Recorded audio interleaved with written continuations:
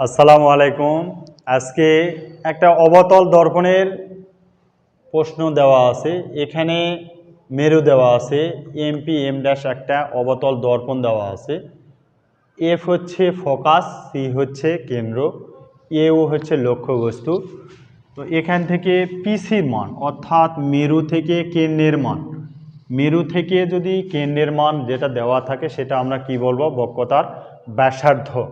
এই বক্রতার ব্যাসার্ধ পিসি, এই যে পি এখান থেকে এই পর্যন্ত মান দেওয়া আছে কত, আমাদের 40 সেন্টিমিটার, এটার মান দেওয়া আছে।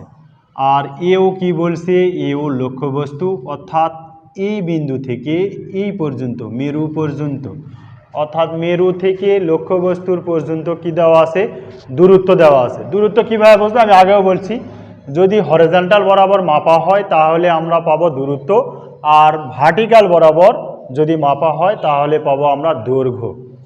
তো এখানে এই যে লক্ষ্যবস্তুর পয়েন্ট থেকে মেরু পর্যন্ত মান দেওয়া আছে 30, তাহলে লক্ষ্যবস্তুর দূরত্ব দেওয়া আছে আমাদের 30 সেন্টিমিটার। তো ফোকাসটা আসলে কত হবে, তো আমরা কি জানি, এই কেন্দ্র থেকে ফোকাস আর ফোকাস থেকে যদি মেরু হয়, দুইটার মান কি আমাদের সমান। তাহলে এখান থেকে এখানে টোটাল যদি হয়, দুই ভাগ যদি আমরা করি তাহলে 40/2 সমান হচ্ছে 20 সেন্টিমিটার। বলছে প্রতিবিম্বের দূরত্ব কত। প্রতিবিম্বের দূরত্ব আমরা কি জানি, ভি ইকুয়াল টু হোয়াট। এটা আমরা লিখে সূত্র আমরা জানি দিয়ে এটা আমরা এখানে লিখব।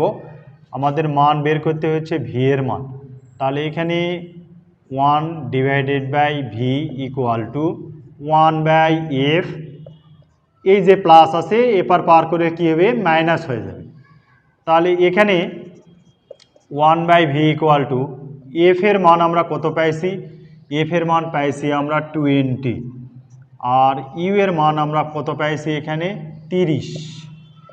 তো এখানে যদি আমরা লসাগু করি তাহলে 20 আর 30-এর লসাগু হচ্ছে 60, এখানে আসতেছে 3 আর এখানে আসতেছে হচ্ছে 2, তাহলে 1/v ইকুয়াল টু কত আসতেছে 1/60।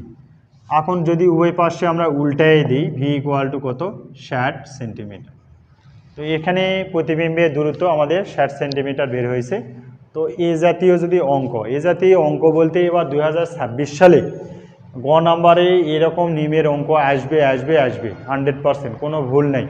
তো এরপরে যদি কারো বোঝার সমস্যা হয়ে থাকে অবশ্যই আমাকে কমেন্টে জানাবেন, আমি আবার সলিউশন বুঝে দেওয়ার চেষ্টা করব।